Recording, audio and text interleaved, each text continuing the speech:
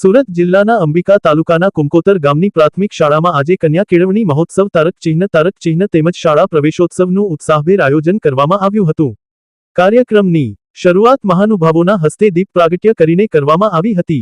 ત્યારબાદ નવા વિદ્યાર્થીઓનું ફુલહાર અને તિલક સાથે સ્વાગત કરવામાં આવ્યું અને તેમને શિક્ષણના પવિત્ર યજ્ઞમાં જોડાવા માટે શુભેચ્છાઓ પાઠવવામાં આવી।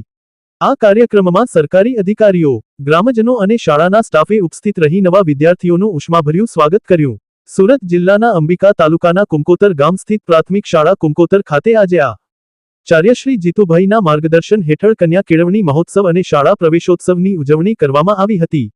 આ પ્રસંગે મુખ્ય મહેમાન તરીકે પશુપાલન અધિકારી સાહેબશ્રી ટીડીઓ સાહેબ મહુવા તેમજ વિસ્તરણ અધિકારી સાહેબશ્રી વિશેષ ઉપસ્થિત રહ્યા હતા। ઉપરાંત ગામના સરપંચ રાજુભાઈ નરસિંહ વિભાગ અને બાલવાટિકા વિભાગના સ્ટાફે પણ કાર્યક્રમમાં હાજરી આપી હતી। કાર્યક્રમમાં ગામના વડીલ મહમદભાઈ ખલીફા તેમજ ગામના યુવાનો પણ મોટી સંખ્યામાં જોડાયા હતા।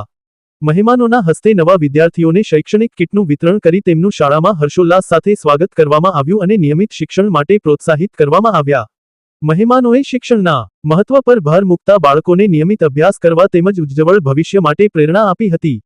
કાર્યક્રમના અંતે શાળાના શિક્ષકાશ્રીએ વિદ્યાર્થીઓને ટ્રાફિક નિયમોનું પાલન કરવા માટે સંકલ્પ લેવડાવ્યો હતો।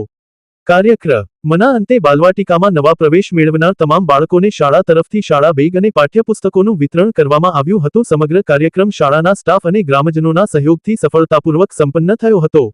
રિપોર્ટર ઇસ્માઇલ ખલીફા કુમકોતર।